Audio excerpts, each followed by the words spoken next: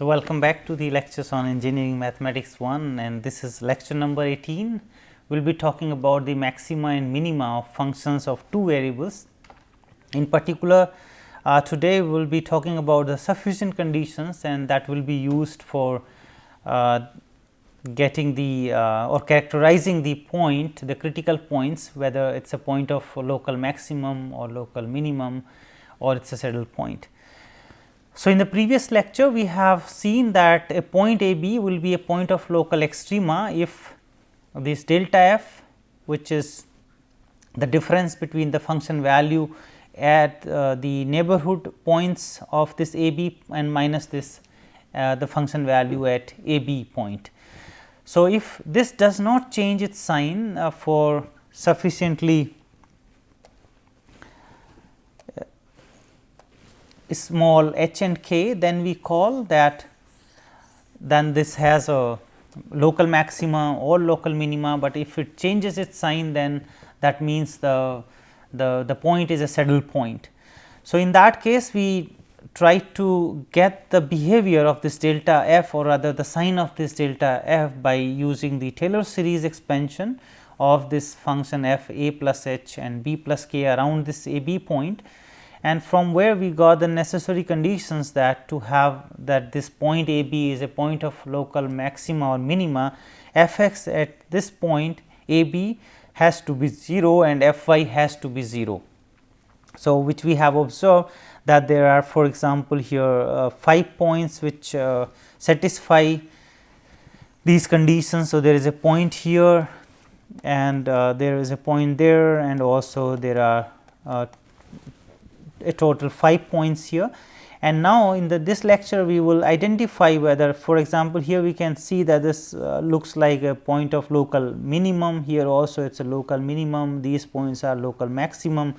But at this point here in the neighborhood, if we see if we go in this direction, in the direction of this x, then the function is increasing. If we go in the direction of y, the function is decreasing. So, this point is a point of it is not a point of local minimum, or it is not a point of local maximum, but it is a saddle point. So, now mathematically we will identify all these points with the help of the second order derivatives. So, here this is the sufficient condition. So, we will just for simplicity we use these notations. R will be f x x at a b point, s will be the mixed derivative at that point, and t will be the y derivative. So, 2 times with respect to y at this point a b.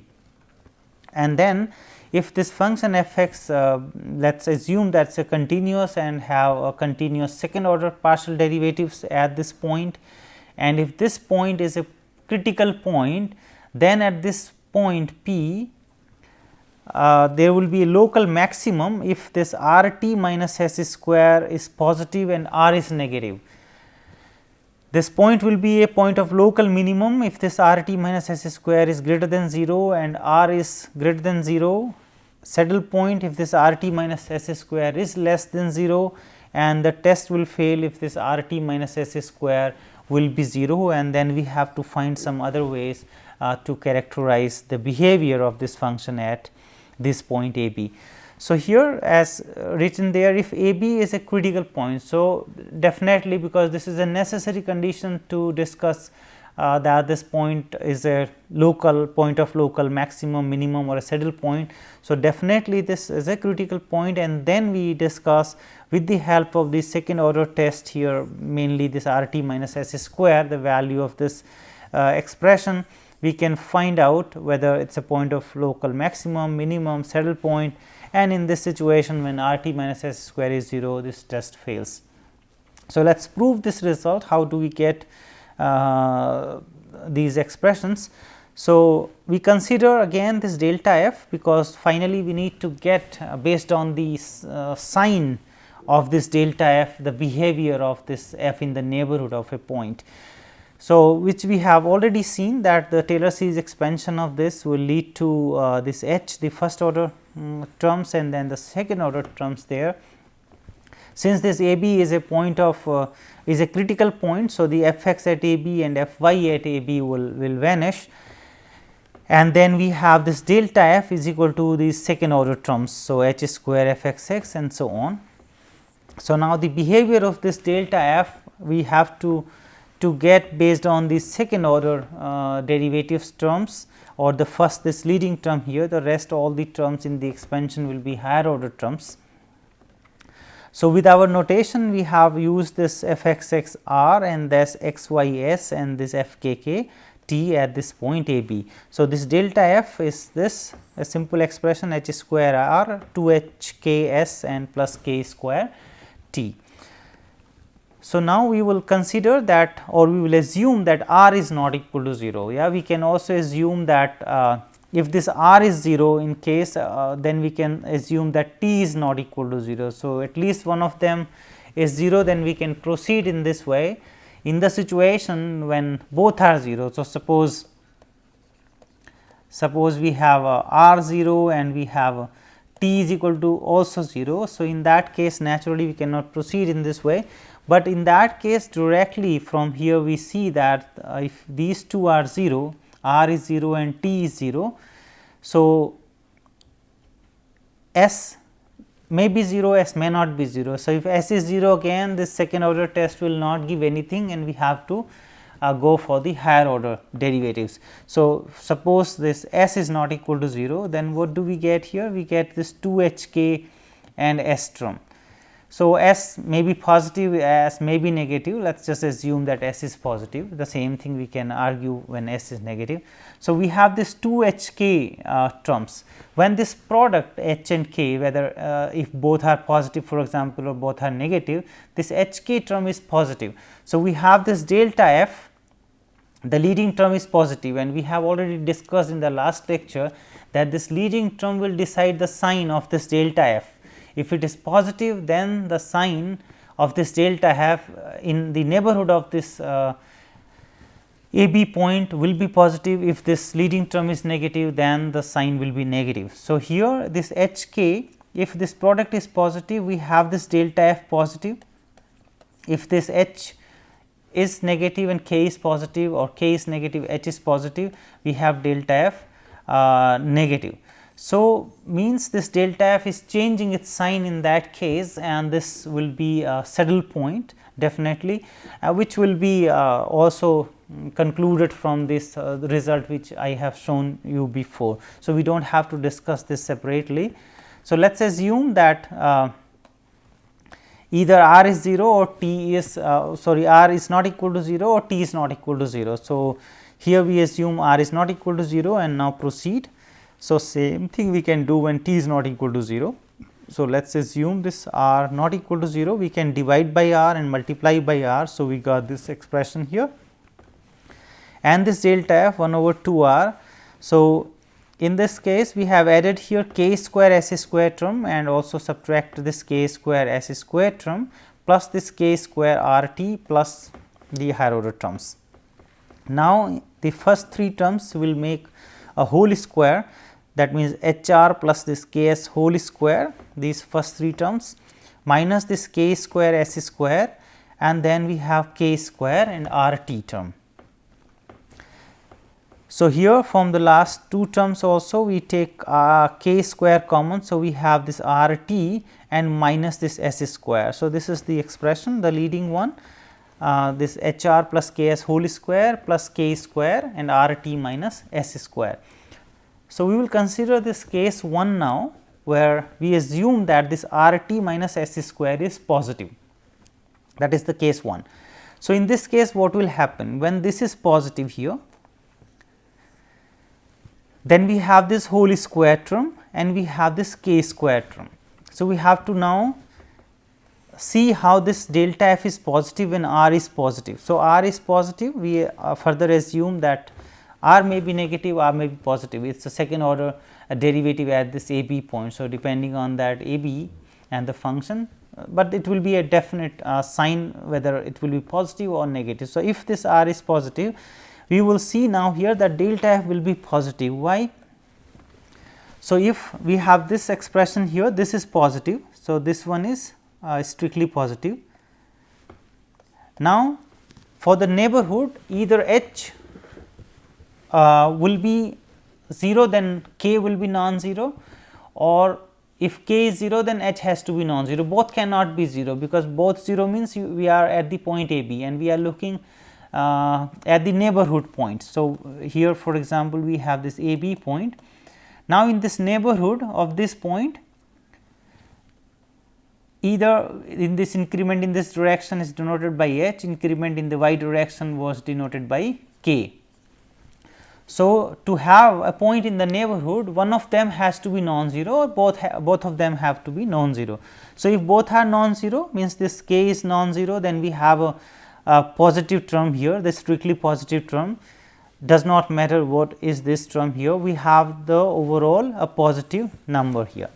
So, in that case it is fine. Suppose this k is 0. So, if k is 0, then h has to be non-zero, h has to be non-zero to have in the neighborhood. So, in that case this term is 0 and here the k is 0. So, we have h square r square. So, again this h square r square, we have the positive term, because h cannot be 0. So, in any case, whatever the situation is, if this r t minus s square is positive, then this delta f will be positive for r positive, and when r is negative, just the sign will change, because this r is sitting here, otherwise the rest everywhere we have this square there. So, what do we get now? That this delta f is positive if r is positive, and this delta f is negative when r is negative. So, we can conclude now that we have the same sign, because r will have either positive or negative. So, if r is positive, delta f is positive, and then we have this point is a local minimum in this case, and when r is negative, this point will be a point of local maximum when this r t minus s square is positive and r is negative, because having this delta f negative means that this a b point is taking more larger values than the points in the neighborhood, and that means this point is a point of local maximum. Moving further to the case number 2, when we take this r t minus s square is less than 0, what will happen in this case when this r t minus s square is less than 0? So, we have to again carefully look at. So, we take this possibility, that let this k to 0 first, and then h is non-zero, as I discussed before that one has to be non-zero. So, we are letting k to 0 and then h non-zero. So, k to 0 means this is 0 and h is non-zero. So, from here we will conclude that this delta f will be positive if r is positive. So, let us assume here r is positive, r can be negative. So, this delta f will be negative in that case, nothing else will change. So, here r is positive. So, this delta f is positive because h is non-zero and k is 0. So, we will have here h square r square term which is positive, and then the second observation we will take, let us take k is not 0. So, k is not 0 and this r t minus s square is negative. So, we have something negative sitting here now, and we choose this h now such that h r plus this k s is equal to 0. So, we choose our h so that this relation holds for given k, whatever is small you can take, that we can choose this h here as minus k s over r. So, we choose h as minus k s over r for any value of k. So, on this point here, when h is chosen from this minus k s over r for whatever k, this first term, this h r plus k s, this will be 0, because we have chosen our h in such a way that this h r plus k s is 0. So, this term is 0 and here this k square is positive, but this is negative, this is less than 0.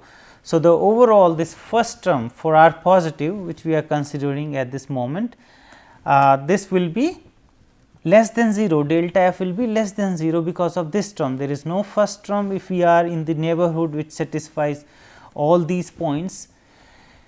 then this delta f is less than 0 if r is positive, and we are not restricting for the neighborhood that we have to be far at some point where this relation holds. You can be as close as to this AB point by choosing this h r plus k s is equal to 0 for any small value of this k not equal to 0. So, what we have realized here that the delta f is strictly positive when r is positive, delta f is negative when r is positive. So, we assume if we take r negative, then naturally this delta f will be negative, delta f will be positive. So, the point is that this delta f is changing its sign in the neighborhood, and that is exactly the case of the critical point. So, this is the condition. If this r t minus s square is negative, then we can conclude immediately that this will be a point of this will be a point of saddle point. So, this is a saddle point, it is not a point of maximum or minimum, because this delta f, the sign of this delta f depends on h and k. So, there are points in the neighborhood where the delta f is positive, and there are points in the neighborhood where this delta f is negative. So, it is changing sign in the neighborhood of this AB point, and that means this is a saddle point. The third situation we will take when this r t minus s square is equal to 0. So, in this case there is no this second term here, r t minus s square is 0. So, the behavior will be discussed with the help of the first term h r plus k s square. At a first glance we will see that this this is a positive greater than equal to 0 term, h r plus k s is equal to 0. H r plus k s whole square. So, this is definitely greater than equal to 0, but there is a possibility of having equal to 0, because if this term, the second order term, becomes 0, then we cannot identify the behavior of this delta f, because then the behavior will be determined from the other higher order terms, which can make this delta f to negative as well, because if this term is 0, the next term will decide the sign, because that might be the case that delta f is negative. So, we cannot conclude out of this immediately by having this that this is here greater than equal to 0. No, we have to have a strict sign here, then only we can say this will be the whole delta f will be of that sign. So, here if we can prove that this is strictly greater than 0, then it is fine, we can conclude about the point, but here this is now greater than equal to 0. Why? Because if we choose our h r and k s in the neighborhood such that this h r plus k s is 0. So, in that case at all those points in the neighborhood this term will become 0, and the behavior will be determined from the next higher order terms. So, let us write down this here. So, if we take this h and k such that this h r plus k s is 0, that means h r is equal to minus k s. So, all these are the points in the neighborhood where delta f is 0 plus this third order terms, then the second order terms of the right hand side vanish, and then therefore, the conclusion will depend on the higher order terms. So, we cannot conclude anything in this situation about the sign of this delta f, it may be negative, it may be positive. So, one has to find some other ways to investigate such points. So, what is the working rule now for investigation of local extrema? We have to find all the critical points, and these are the points by solving these equations f x is equal to 0 and f y is equal to 0 we will get, and for each critical point we have to evaluate r, s and t, the second order derivatives. So, f x x, f x y and f y y. So, at each critical point we will evaluate these second order derivatives, and for the identification we will use this r t minus s square. If it is positive and r is negative, then this is a maximum point of local maximum. If r t minus s square positive, but r is positive, then we have minimum, this is a point of local minimum, and r t minus s square is less than 0, then this is a saddle point, and if this r t minus s square is 0, then the test fails. So, we will consider this example now to discuss find all the critical points of this and investigate their nature for local maximum, minimum and saddle points. So, we will compute first all the critical points, and for each critical point we will investigate that r t minus s square term to discuss the behavior of those critical points in the neighborhood. So, here we have the critical points now, the f x is equal to 0 and f y is equal to 0. So, what do we get? F x is equal to 0 is, so what is f x? F x is 3 x square minus this 12 x. So, in this case this will be set to 0 and this f y will be minus 16 y is equal to 0. So, from here we will get y 0, and from the first equation we will get 3 times x and x minus 4. So, is equal to 0. So, we will get x is equal to 0 and 4 from the first equation. From the second equation we will get y is equal to 0. So, we have the point 0 0, we have the point 4 0, these are the critical points 0 0 and 4 0, these are the two critical points of the problem. And in this case now we will compute the behavior of the of this r t minus s square, the sign of r t minus s square at all these points. So, at 0 0 point this second derivative which we have to be computed here. So, this f x is 3 x square minus 12 x and then f x x. So, f x x will be 6 x minus 12 and this f x y will be 0 because there is no term of y here. So, f x y will become 0 and this f y was minus 16 y. So, this f y y will become minus 16. So, based on these three now we will compute these r. So, f x x at 0 0. So, will be minus 12 will be minus 12 and then s is 0. So, this is 0 and t here this is t. So, t is minus 16 and at this 4 0 point. So, r here. So, 6 into 4. So, 24 minus 12. So, this will be 12, s is 0 and f y y is constant here minus 16. So, if r t minus s square, this is the product of these two negative number, we have plus 192 and in this case we have minus 192. So, here when we have this r t minus s square positive and r is negative. So, this is a point of local maximum. So, 0 0 is a point of local maximum and in this case this is r t minus s square is negative less than 0. So, it will be a saddle point which we have discussed in the in the sufficient conditions. So, coming to the conclusion here. So, what are the necessary conditions? We need to know the critical points because these critical points are the candidates for the local maximum and minimum. So, we have f x is equal to 0 and f y is equal to 0, that will give us the necessary conditions for the extremum. So, these points will be the candidates which we need to investigate for the behavior, the local behavior of the function at that point.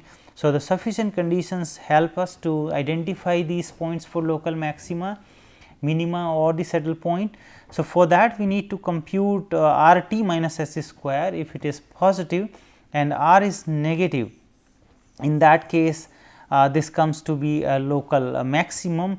If this r t minus s square is positive and r is also positive, then such point will be a point of a local minimum, and if r t minus s square is less than 0, then this will be a saddle point. So, it is not a point of maximum, it is not a point of minimum, and it is a saddle point as per the definition we use.